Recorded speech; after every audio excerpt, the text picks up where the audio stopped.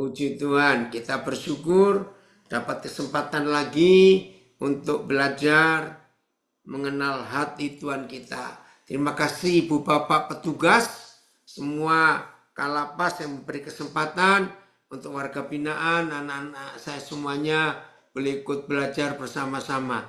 Yang sudah bergabung via Facebook, Instagram, puji Tuhan kita bisa menikmati hadirat Tuhan dari manapun saudara berada, baik dari Indonesia maupun dari negara-negara yang lain. Puji Tuhan, baik kita belajar.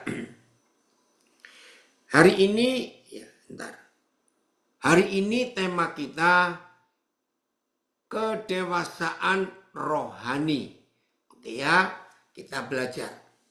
Saudara, kalau kita bicara tentang kedewasaan, itu ternyata tidak ditentukan angka usia kita. Ya, saya ulangi lagi. Kalau kita bicara tentang kedewasaan, maka itu tidak ditentukan tentang angka usia kita. Contohnya begini, maaf, ada seorang umur 40 tahun.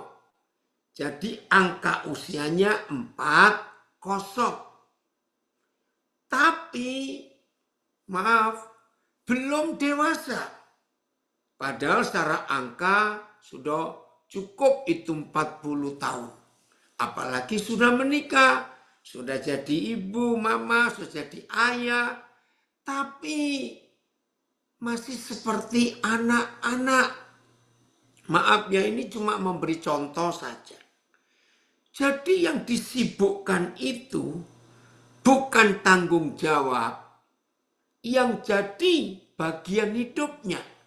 Jadi walaupun sudah jadi suami, sudah jadi istri, sudah jadi ayah, sudah jadi ibu, hobinya masih sering keluyuran dengan teman-teman, suka main, maaf, nggak ngurus keluarga. Nah, ini contoh. Berarti kedewasaan itu tidak diukur secara angka usia. Sederhana sekali cara mengukur kedewasaan seseorang. Sudah bisa diberi tanggung jawab atau belum. Saya ulangi, kedewasaan itu diukur, ditentukan bukan dengan angka usianya, tetapi diukur dengan sudah bisa menerima atau diberi tanggung jawab atau belum. Itu kedewasaan. Ya, ada seorang anak umur 9 tahun. Saya nggak tahu bagaimana cara orang tuanya mendidik. Ini anak umur 9 tahun. Begitu pulang sekolah, masih SD tentunya 9 tahun. Baru masuk rumah, dia lihat ada kursi yang gak pada tempatnya. Dia atur. Ya, dia lihat ada tempat air yang tergeletak. Dia ambil. Pokoknya pulang sekolah anak ini umur 9 tahun gak bisa melihat hal-hal yang gak rapi, berantakan, gak bisa. Kalau dia lihat, maaf, ayahnya sibuk, dia berusaha untuk bisa membantu apa yang dia bisa bantu. Kalau dia lihat ibunya sibuk, dia pun berusaha untuk bisa bantu. Bahkan dia bisa ikut memperhatikan adiknya sedang apa. Wah, kalau ada orang tua yang bisa mendidik anak seperti itu, ini anak kalau dewasa pasti jadi pemimpin. Nah, salah satu penyebab tidak bisa bertanggung jawab, salah satu penyebab itu biasanya mamanya atau neneknya, ya, atau pengasuhnya yang mengasuh dengan cara yang salah. Misalnya, Seharusnya orang-orang tua, papa, mama, kalau anaknya berusia sebelum setahun sampai setahun lewat, ya, itu mau makan sendiri, tidak mau disuap. Tolong perhatikan. Seharusnya sebagai orang tua bangga. Berarti anak ini sejak umur sebelum setahun sudah punya prinsip mandiri. Nah, di sini kesalahan dari beberapa ibu atau mama atau pengasuh anak-anak atau neneknya. Ada 3 alasan yang merusak anak yang sejak umur segitu belum dewasa, masih umur kurang dari setahun tapi mau makan sendiri. Tapi dilarang. Satu yang biasa terjadi, lama nanti makannya. Pasti anak-anak kecil yang mau makan sendiri itu biasanya lama. Ya pasti. Tapi justru waktu mereka lama makannya. Saudara perhatikan. Sebetulnya Tuhan sedang mendidik anak itu untuk melakukan eksperimen. Saya itu paling suka melihat anak-anak seumur itu makan sendiri. Saya suka perhatikan. Perhatikan aja. Dia pegang sendoknya. Dia ambil makanannya, nggak segera masuk mulut. Dia perhatikan, terus senyum sendiri. Setelah senyum sendiri, dia tumpahkan lagi, dia aduk-aduk, dia sendok lagi. Dia liatin lagi, dia senyum. Saudara, ini anak sedang eksperimen. Bukan sedang main-main dengan makanannya. Tidak. Nah di sini para mama, nenek, tante atau pengasuh nggak sabar. Ini lambat sekali. Nomor 2. Biasanya para mama, pengasuh, nenek itu nggak sabar lihat berantakan makanannya. Aduh kotor kemana-mana. Karena anak ini eksperimen. Bukan nakal, jangan katakan anak itu nakal. Sedang mencari sesuatu, sedang melakukan eksperimen. Maka itu saya nggak suka kalau ada orang dewasa membentak anak, kamu nakal sekali. Salah, anak itu bukan nakal. Sedang melakukan penelitian, sedang melakukan sebuah percobaan. Yaitu eksperimen untuk dia menemukan sesuatu. Jahat mulut kita. Kalau membentak anak kok nakal sekali. Jangan. Itu dosa besar. Dan itu mematikan semua syaraf untuk melakukan eksperimen. Hancur. Jadi kotor berantakan tidak apa-apa. Kadang-kadang tangan kanan masuk ke tempat sup, tangan kiri masuk ke tempat nasi, diacak-acak, ditaruh di kepala, waduh dirok, nggak apa-apa. Jadi jangan kalah dengan anak-anak. Ketika mereka duduk makan, beri alas di lantai, di tempat kursi mereka duduk, ya agak lebar lah. Kira-kira 2 meter persegi. Supaya jatuhnya ke situ. Nah hal yang ketiga. Kenapa mama, nenek, pengasuh maunya nyuapin anak terus supaya cepat selesai. Karena mereka ini nggak mau sabar nungguin anak-anak itu. Ayo bertobat orang tua. Apalagi suka berkata, nakal kamu, stop. Anak itu eksperimen. Perhatikan saja. Teliti saja. Dia ngerjain apa. Wih, hasilnya luar biasa. Saya nggak bisa cerita. Ya, menunjukkan beberapa pribadi hebat di dunia ini. Ketika anak itu melakukan eksperimen. Nah, salah satu bukti yang dunia akui, yaitu Thomas Alva Edison. Ternyata Thomas Alva Edison ini anak yang kena gangguan bicara. Apa istilah dialeksia atau apa maafnya.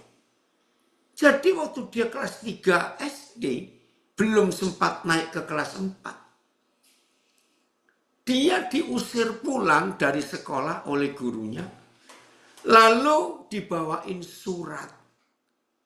Aduh, Tasikmalaya, ya hadir. Lujeng enjeng kumaha damang. Nah, dibawain surat. Anak ini nggak tahu, nggak bisa baca. Mamanya nangis. Isi surat itu sangat menjatuhkan. Dengan kalimat begini ya, saya nggak hafal detailnya. Maaf, anak Anda terlalu bodoh untuk sekolah di sekolah kami ini. Jadi kami tidak bisa terima lagi. Nah, mamanya Thomas Alva Edison. Nah, yang belum tahu siapa Thomas Alva Edison, salah satu orang dari sedikit orang di zamannya yang menemukan 1000 sekian ratus penemuan, dan sebagian besar penemuan Thomas Alva Edison itu masih dipakai oleh manusia sampai hari ini. Nah, lihat. Surat itu disimpan oleh mamanya. Sampai mamanya meninggal, Thomas Alva Edison sudah jadi orang hebat. Suatu hari tanpa sengaja, Thomas bongkar-bongkar lemari mamanya. Dia temukan surat itu. Dia nangis. Bayangkan anak yang diusir dari sekolah. Harusnya anak ini jadi blow on, bodoh. Tapi mamanya luar biasa. Nah, dalam kisah hidup biografinya Thomas Alva Edison, dia tanya, "Ma, itu surat apa?" "Oh, suratnya dari sekolah. Bahwa kamu anak hebat. Hanya mama yang bisa ngajar kamu." Wah, Thomas Alva Edison senang. Karena nggak perlu sekolah lagi, mamanya yang ngajar. Karena di sekolah juga dia dibully. Jadi bahan ejekan cemoohan teman-temannya. Nah, ini salah satu dari orang-orang hebat. Satu lagi. Maaf, saya belum ketemu tokoh-tokoh Indonesia yang hebat itu, maafkan saya. Michael Phelps. Sampai hari ini belum pernah ada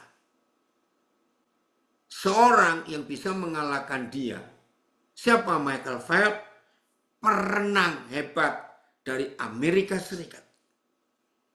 Dalam beberapa olimpiade, Michael Phelps adalah satu-satunya orang yang dalam setiap olimpiade yang dia ikuti, dia juara menguasai kolam renang. Ya, jumlah medali terbanyak yang dia dapat setiap olimpiade di zamannya itu minimal 7 medali emas. Kalau saya salah, ada yang pernah ingat, cari berapa. Wah, terkenal. Nah, pengaruh mama. Mamanya Michael Phelps seorang guru TK. Ternyata anaknya ini autis. Tadi Boru Sinaga nulis, ada bilang ADHD dan sejenisnya. Ya, ada hal-hal yang terjadi pada anak-anak terlalu aktif, ADHD dan banyak istilah-istilah lain secara gangguan syaraf. Tapi mamanya Michael Phelps, ya udah, anaknya tidak bisa sekolah sebab anak autis ini ganggu sekali. Saudara, suatu hari mamanya itu menemukan sebuah ide. Aku mau cari Michael ini bisa diam dan menikmati hidup itu kalau sedang apa dan di mana. Jadi mamanya ini anak tunggal. Michael Phelps nggak punya papa.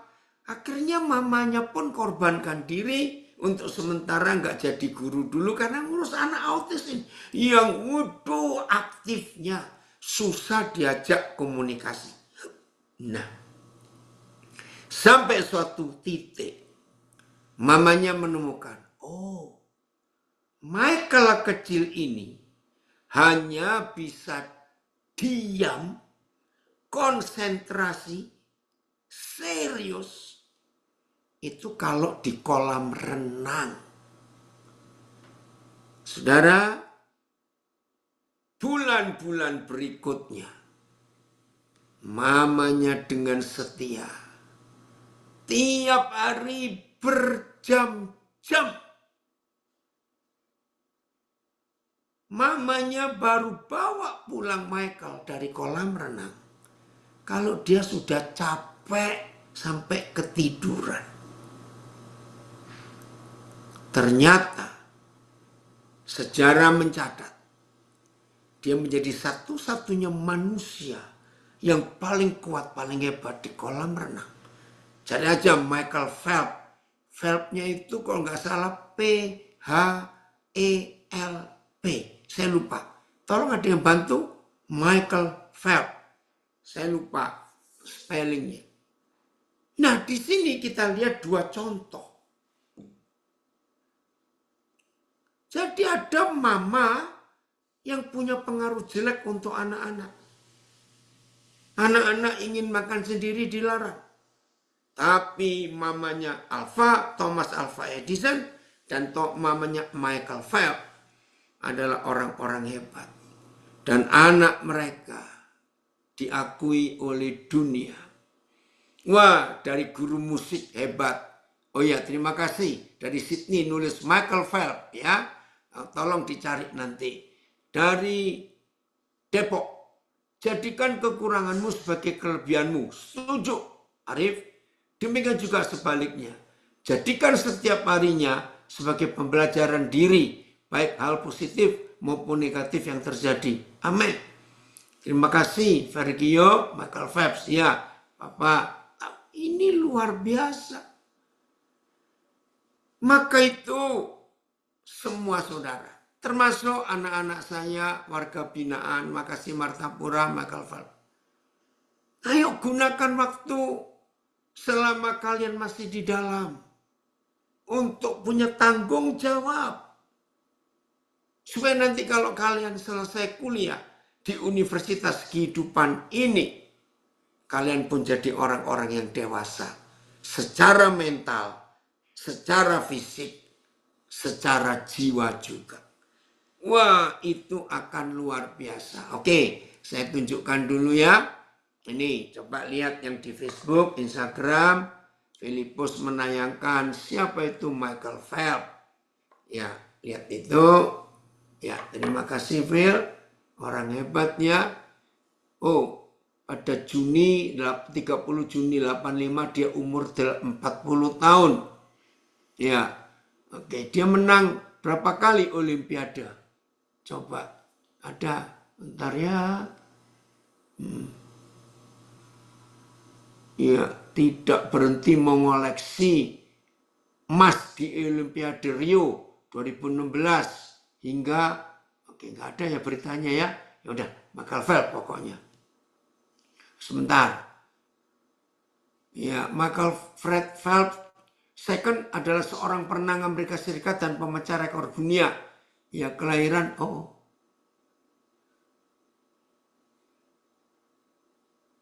ya, pokoknya dia orang hebat ya. Oke, yaudah. Oke, kita keluar dulu. Baik, kita kembali. Ya, jadi luar biasa. Ini pengaruh mama. Ya, yang hebat. Bentar. Ayo, kita lanjutkan untuk belajar. Jadi jangan kita kalah.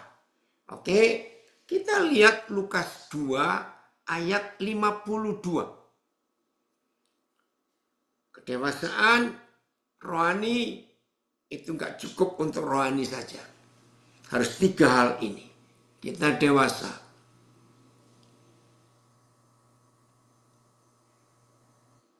Oh, ini ada anak saya ini.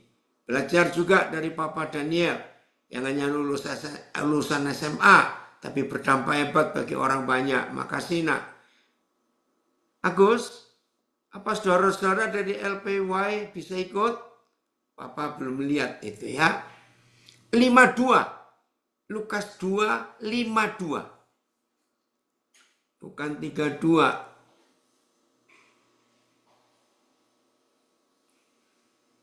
Dan Yesus makin bertambah besar dan bertambah hikmatnya. Hikmatnya itu bicara mentalnya. Dan besarnya. Jadi fisiknya makin besar, rohnya makin besar, lalu jiwanya, mentalnya makin hebat, dan makin dikasih oleh Tuhan dan manusia. AYT. Yesus pun bertambah semakin besar dan semakin bijaksana. Ia juga semakin disukai Tuhan dan manusia. PIS. Yesus makin bertambah besar dan bertambah bijaksana, ya. Terus serta dikasih oleh Tuhan dan disukai oleh manusia. TSI. Yesus semakin dewasa dan bertambah bijaksana serta semakin berkenan di hadapan Tuhan dan juga manusia. Nah, saudara-saudara, dimanapun kita berada, kedewasaan rohani itu pasti membuat kedewasaan karakter, mental, jiwa. Dan kalau mentalnya sehat, jiwanya sehat, rohnya sehat, hubungan dengan Tuhan sehat, maka fisik ini jadi sehat juga. Jadi roh, jiwa, dan tubuh kita itu tercakup semua, akan terangkat oleh kedewasaan rohani kita. Wah, itu luar biasa. Tuhan hebat. Oke? 1 Samuel pasal 3 ayat 18. 1 Samuel 3 ayat 18. Teluk dalam masih ada, bisa aktif. Tuhan tolong supaya sinyalnya nggak terganggu. Tuhan tolong. Ya. Oh, ayat 19, maaf. 1 Samuel 3 ayat 19. Olah paswai ikut ya, puji Tuhan. Nah, lihat ini. Ya, muara bulian baru hadir, ya. Dan Samuel makin besar. Dan Yahweh menyertai dia. Oke, saya mau baca itu saja. AYT. Samuel makin besar. Dan Yahweh tetap menyertainya. Ya, PIS, Samuel bertambah besar. TSI, Samuel terus bertumbuh besar. Nah, saudara, ini catatan yang luar biasa. Bertambah besar. Itu mencakup 3 hal dalam hidup kita. Enggak cuma rohani saja loh. Dewasa secara rohani, makin kenal Tuhan, makin berakar dalam Tuhan. Dewasa secara mental, secara karakter, secara tanggung jawab. Tapi juga harus dewasa secara fisik. Ya. Tahu istilah stunting, anak-anak yang kurang gizi sehingga fisiknya itu kecil. Ya, kasihan. Nah, ada seperti itu. Tapi kita harus melihat, ya, dari Martapura ada tulisan. Di masyarakat ada stigma atau stempel kalau anak cacat akibat dosa atau karma dari orang tuanya. Tapi Alkitab jelas menyatakan bahwa tidak seperti itu adanya. Tapi karena memang ya kehendak Tuhan boleh kemuliaan Tuhan boleh nyatakan dalam diri anak itu. Betul. Jadi nggak ada anak cacat. Ya jangan membuang anak-anak seperti itu dari masyarakat. Memang ada pekerjaan setan yang jahat di tengah-tengah masyarakat kita. Mengucilkan anak-anak itu. Jangan ya, kita tetap terima. Oke, jadi kedewasaan rohani kita. Aja kita mau Maaf, kita mau ada keluar gitu. suara. Ya, makanya putar kita putar. Tolong di mute suara mana.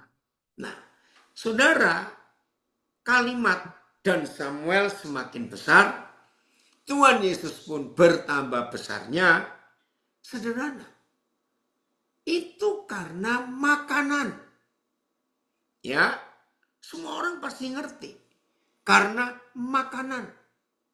Wah, ini luar biasa kalau bicara soal makanan. Fisik kita, ya postur tubuh kita, itu perlu makanan bergizi. Nggak cuma kenyang saja. Perlu makanan yang sehat. Nah, kata kedewasaan itu sangat ditentukan oleh makanannya. Ternyata pematang siantar gabung ya, puji Tuhan. Ternyata yang perlu makan nggak cuma fisik kita. Yang perlu makan nggak cuma perut kita. Wow, jiwa kita perlu makan juga. Roh kita perlu makan juga. Lihat Yohanes 4:34. Ya. Apa makanan Tuhan Yesus? Yohanes 4 ayat 34. Maka itu Yesus jadi dewasa. Nopa, Papa lupa, maaf ya. Nanti setelah Zoom ini, maaf. Karena Papa nggak ngerti soal apa sel apa itu. Oke. Yohanes 4:34. Kata Yesus kepada murid-muridnya, makananku ialah melakukan kehendak Dia yang mengutus aku dan menyelesaikan pekerjaannya. Ayat Yesus berkata kepada mereka, makananku adalah melakukan kehendak Dia yang mengutus aku dan menyelesaikan pekerjaannya. PS. Lalu Yesus berkata, makananku adalah mengikuti kemauan Dia yang mengutus aku dan menyelesaikan pekerjaan yang diserahkannya kepadaku. TSI. Lalu Yesus berkata kepada kami, makananku adalah melakukan kehendak Bapa yang mengutus aku ke dunia ini, yaitu menyelesaikan tugas yang Dia berikan kepadaku. Saudara, ternyata firman ini itu berlaku dalam hidup kita sehari-hari sampai selama-lamanya. Saya ulangi, Yohanes 4:34 ini berlaku untuk kita semua. Seluruh umat manusia di semua bidang dalam kehidupan ini, bahwa apa yang kita makan itu adalah melakukan kehendak. Nah, kehendak siapa? Ini dia. Nomor satu, ya pasti kehendak diri kita sendiri. Kehendak aku. Kehendak hawa nafsu. Kehendak ego. Jadi kalau ada manusia menuruti semua yang muncul, aku mau, aku ingin. Ya, siapapun kita ada komen. Jadikan berdampak dimanapun berada. Betul, haleluya. Saudara, jadi kata makanan itu sangat jelas untuk bisa membuat proses pertumbuhan hidup kita makin hebat. Saya mulai dengan fisik dulu. Kalau nafsu makan kita itu makanan yang tidak sehat, hati-hati. Hidup pasti sakit-sakitan. Ya, ayo kita berubah. Jadi kalau muncul, woi ingin makan daging, ingin makan ini yang nggak sehat, kita kendalikan. Ya, kendalikan. Jadi kembali lagi, makananku ialah melakukan kehendak titik. Jadi ada kehendak hawa nafsu kita, kehendak daging kita, kehendak keinginan duniawi kita. Yang kedua, ada kehendak roh. Harusnya penting penguasaan diri, betul. Kehendak roh. Nah, roh ini pun kita harus tahu, roh Tuhan atau roh setan.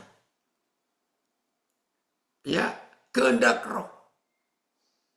Nah, yang ketiga, ya kehendak Papa. Woi, kalau kita sudah menemukan kehendak Papa kita, aman dah hidup ini aman. Oke, saya uraikan yang kedua, kehendak roh. Maaf, saya cuma cerita, ya, saya cuma cerita. Di dalam dunia mistis, dalam dunia klinik, di dalam dunia hitam, dalam dunia perdukunan, saya pernah ketemu orang-orang yang disebut sakti, ya, tapi sudah berjumpa dengan Tuhan Yesus sehingga kesaktiannya itu hilang dan punya kesaktian dari Roh Kudus. Dengarkan ini, yang pernah tahu urusan ini gampang mengerti. Yang belum tahu supaya hari ini tahu. Saya contoh begini.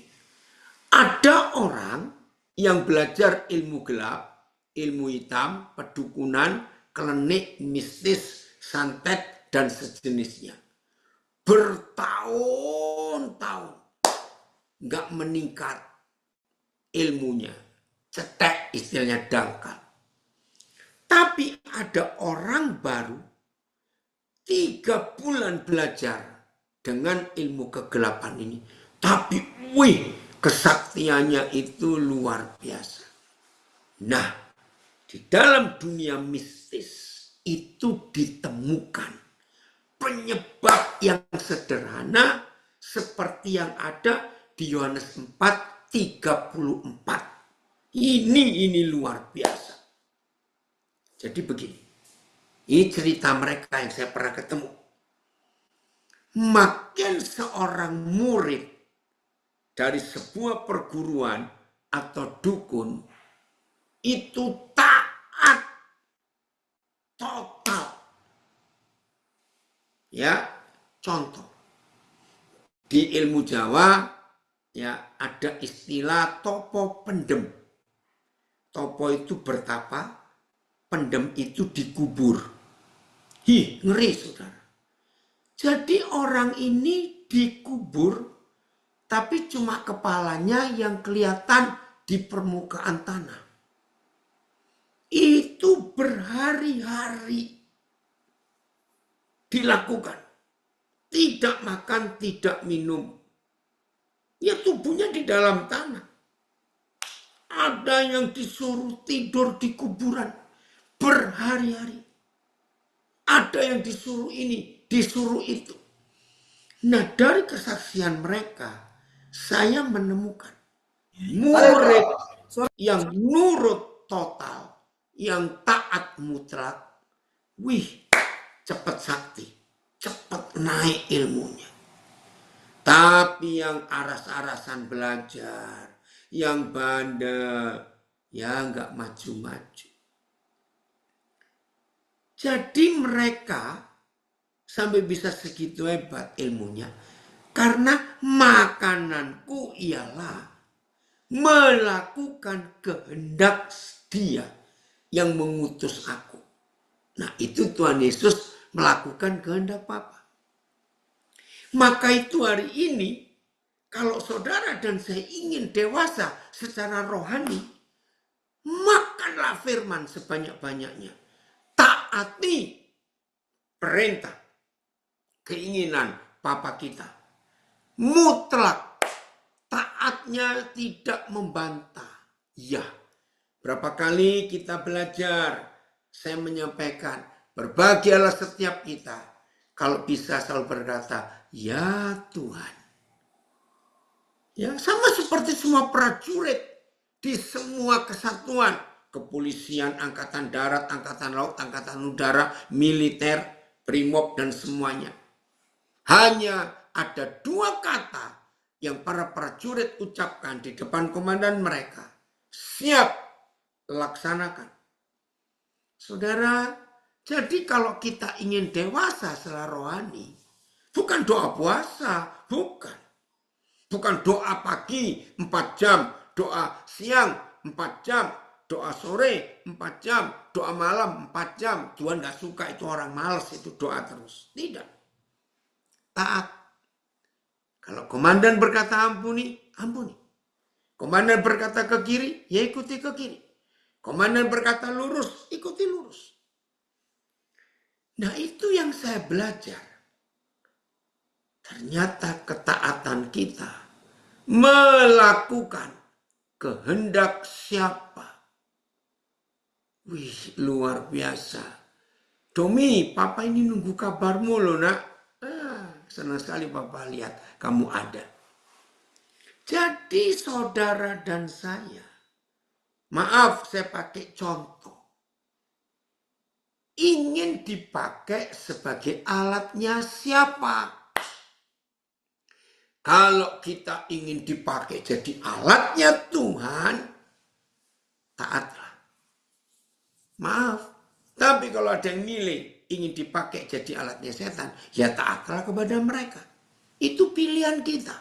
Mau taat kepada siapa?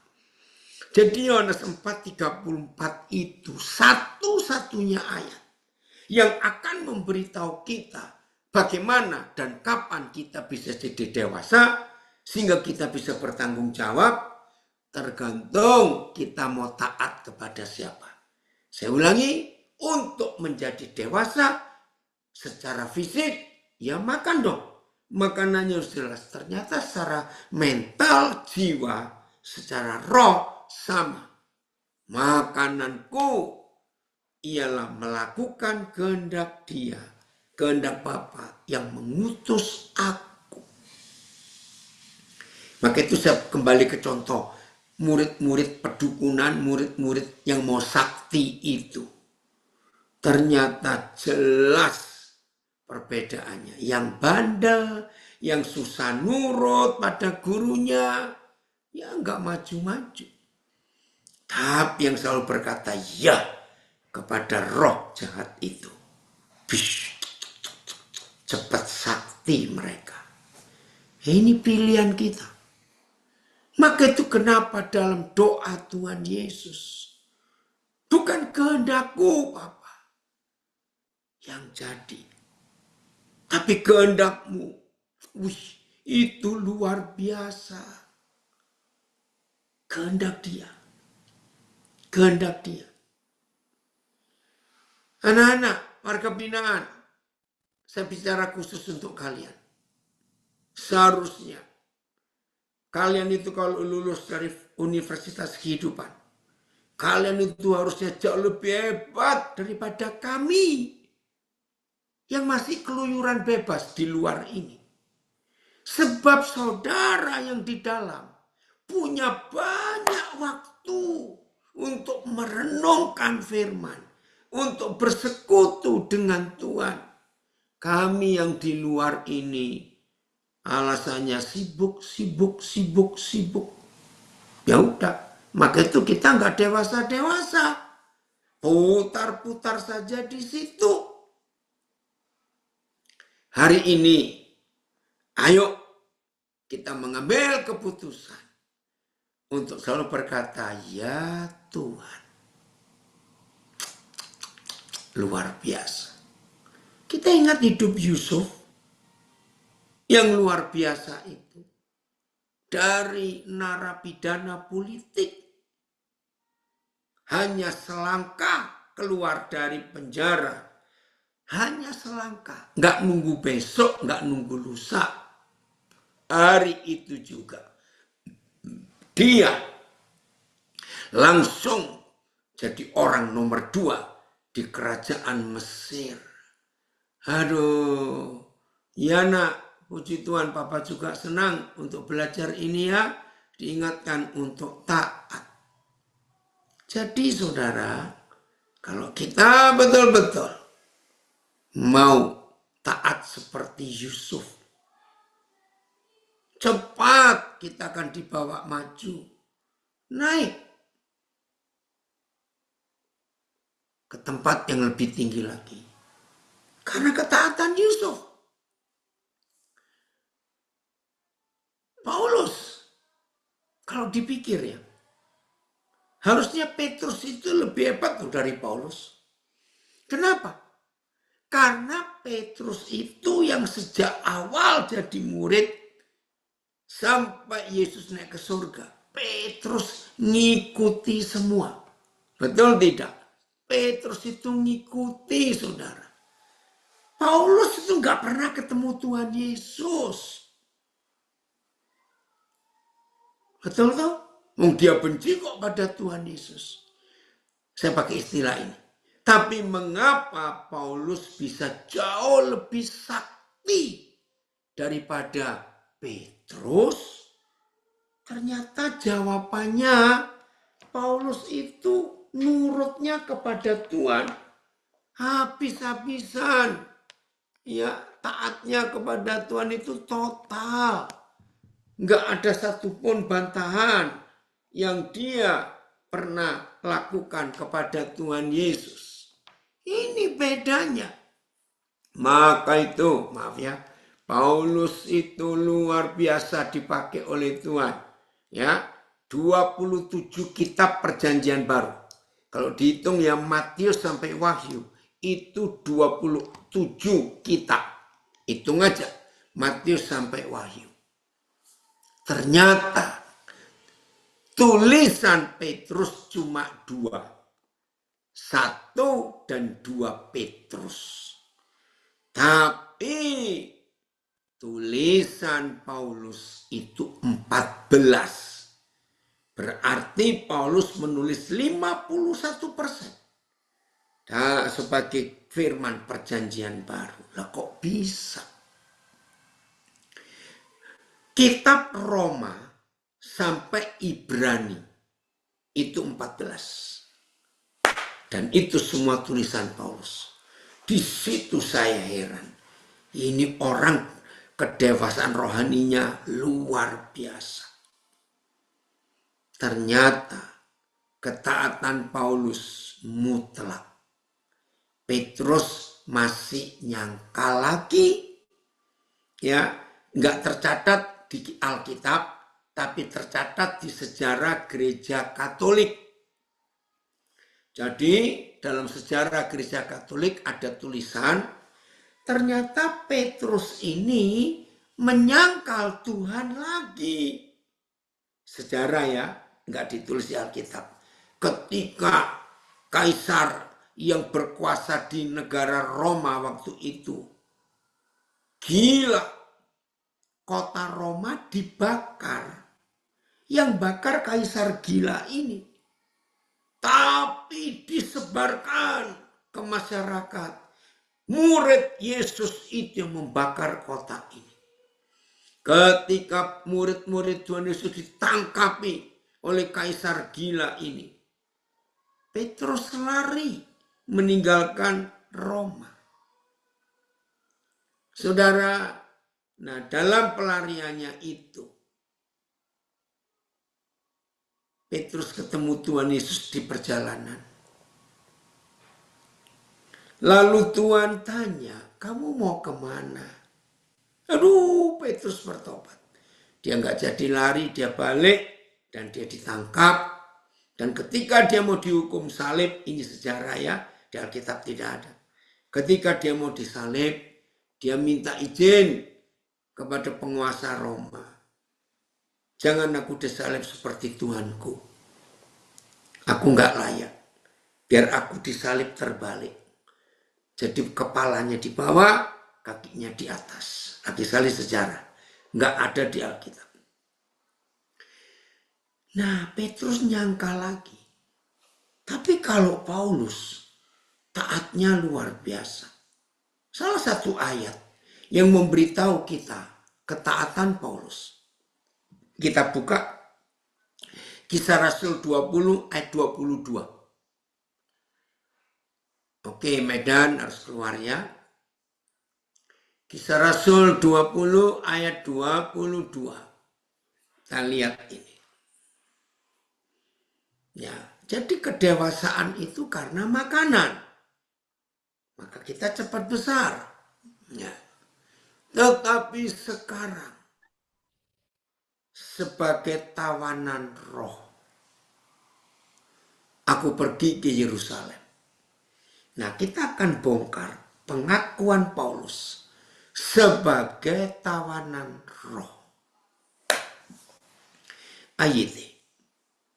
Dan sekarang lihatlah, dengan diikat oleh roh, aku sedang berjalan. Ya, BS sekarang untuk mentaati perintah roh Tuhan. Aku pergi taat. TSI. Tetapi sekarang saya wajib menaati roh Tuhan yang menyuruh saya. MELT pakai kata lain lagi. Dan sekarang karena lihatlah, karena dibelenggu oleh roh, aku ikut. Ini dia. Saya lebih. Sekarang aku akan pergi karena aku harus mengikuti kehendak roh Tuhan. Saudara, ini ketaatan Paulus mutlak. Dibelenggu, ditawan, diikat, dikendalikan, diatur, dikuasai, ditaklukkan, ditundukkan, semuanya sama. Ayo kita tanya kepada diri kita sendiri.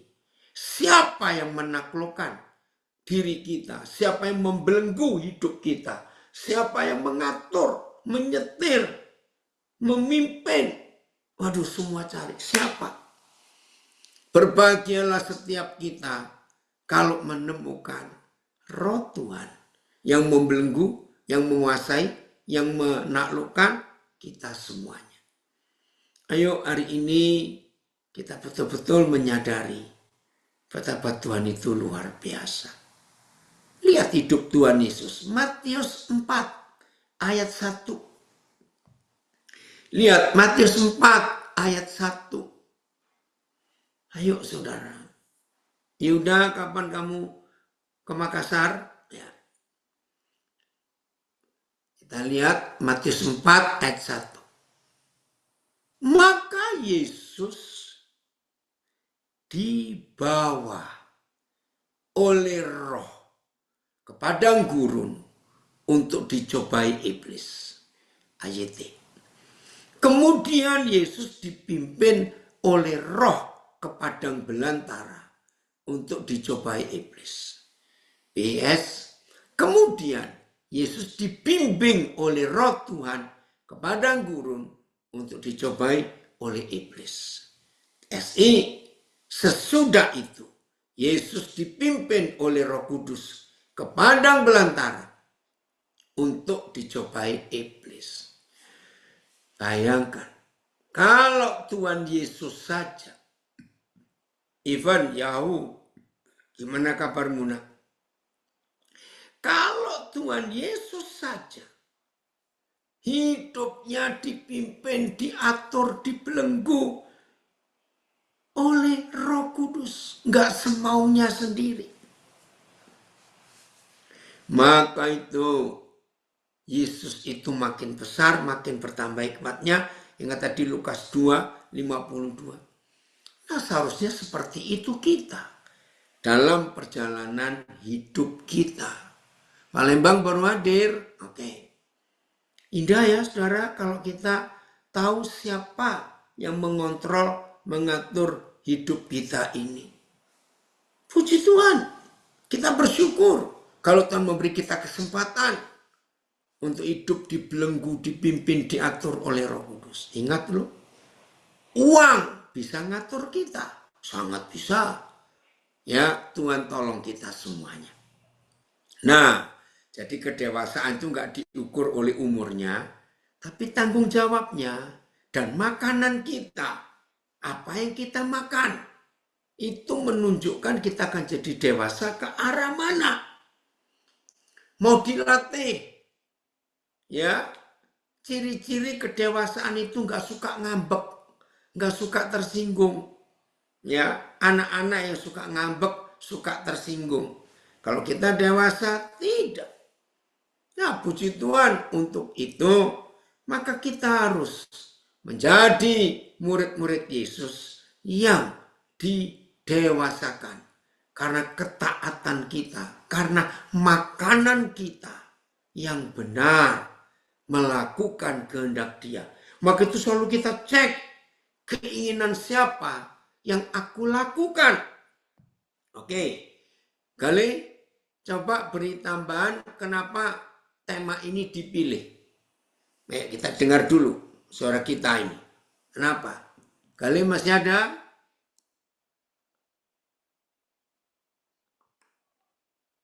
Masih ada sih. Ada? Ya. Ya, coba. Kenapa kamu milih tema ini?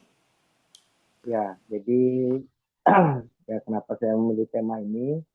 Ya, karena selagi kita masih ada waktu, ya bukan saudara-saudara yang dalam juga masih memiliki banyak waktu untuk belajar, ya jangan sia-siakan kesempatan demi kesempatan yang datang dalam hidup kita, ya untuk belajar memiliki kedewasaan rohani, bahkan berkarakter seperti apa yang Tuhan kehendaki, bahkan memiliki dan bertindak yang sesuai dengan Tuhan kehendaki, bahkan serupa dengan Kristus.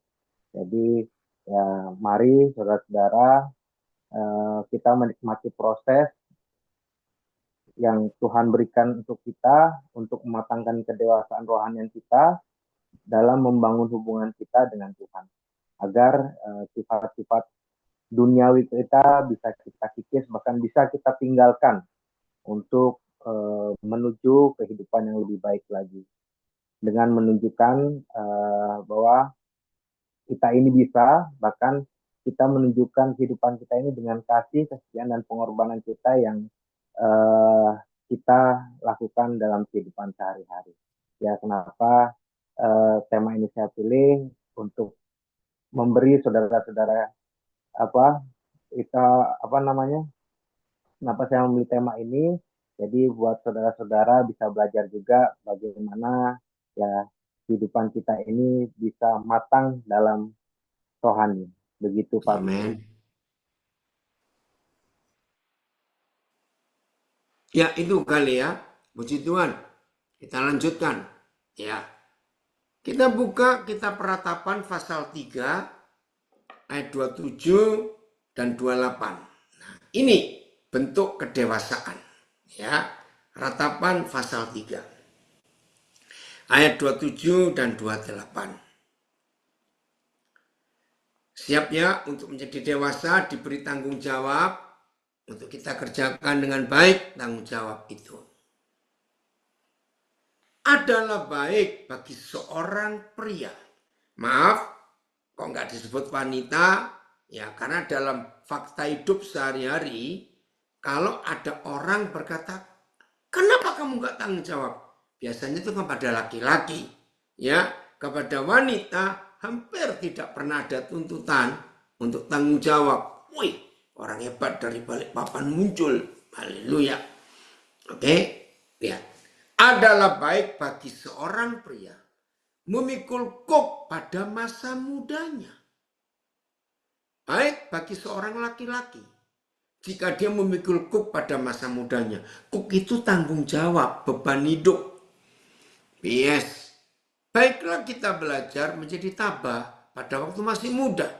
Oke, ayat 28. Lalu bagaimana kalau itu dibebankan kepada kita? Ya, ayat 28. Biarlah ia duduk sendirian dan berdiam diri kalau Yahweh membebankannya. Ayat biarlah dia duduk sendirian dan berdiam diri karena Tuhan telah memasangkan kuk ke atasnya. PS. Pada waktu Yahweh memberi penderitaan, penderitaan ini bagus. Seperti Yusuf dikasih penderitaan.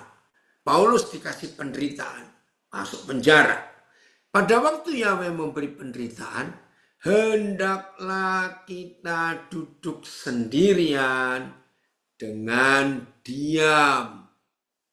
Jadi jangan dibantu. Kita kerjakan sendiri. Semuanya itu. FAYH-nya coba. Atau VMD-nya. Kita lihat ini ya. VMD, FAYH. Ia harus duduk sendirian dan berdiam diri bila Yahweh memasang kuk padanya. FAYH.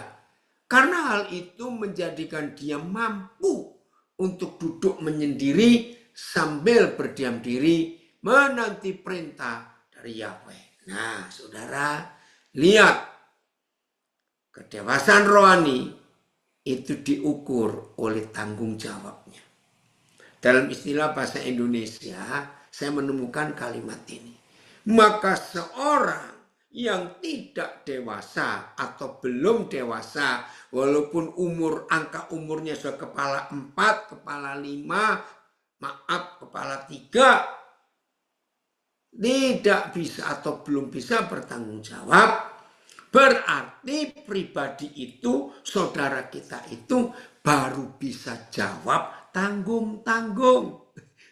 Saya juga nggak tahu kok tiba-tiba muncul istilah itu. Jadi yang belum bisa bertanggung jawab karena baru bisa jawab tanggung-tanggung. Apa sih definisi jawab tanggung-tanggung? Ya kalau ditanya, mungkin. Aduh, ya. Ada yang komen apa itu? Ya. Kemarin saya ajarkan anak saya kalau mau pintar. Jangan nyontek, kerjakan sendiri setiap ada soal dari guru. Betul. Iya, jangan nyontek itu nggak fair, nggak jujur, menipu diri sendiri. Betul ya? Wah, bersyukur kepada Tuhan. Kalau hari ini kita belajar dalam tema kedewasaan. Nggak cuma rohani loh ya. Kedewasaan fisik, kedewasaan mental, karakter kita, pola pikir kita. Nggak suka ngambek, nggak suka tersinggung. Karena itu orang dewasa. Wah, hidupnya akan luar biasa kalau kita mau seperti ini. Ya, siap untuk menjadi dewasa. Bukan cuma secara rohani, secara mental, secara fisik, tanggung jawab kita juga. Ada yang mau tanya di sini? Ayo, siapa saja? Warga binaan maupun semua yang di luar. Ada yang mau tanya? Silakan nulis yang di Facebook, Instagram, nanti saya baca. Yang di Zoom, silakan.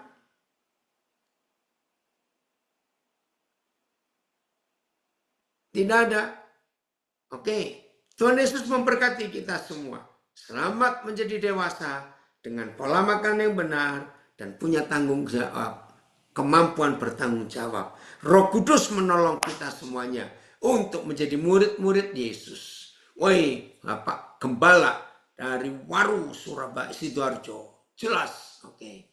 Ya, sebenarnya paling susah adalah berdamai dengan diri sendiri. Enggak susah, Rif. Gampang kok berdamai dengan diri sendiri. Terima semua kekurangan, kelebihan, kelemahan kita terima. Terima kasih Tuhan. Itu belajar untuk tanggung jawab pada diri sendiri. Tuhan memberkati kita semua ya. Selamat menjadi pelaku firman. maka Tuhan dipermuliakan. Saya lagi di Sidoarjo, siapa gembala di Waru? Bapak Jeremy Wurara. Nanti Papa kasih nomor teleponnya, Ven, ke kamu.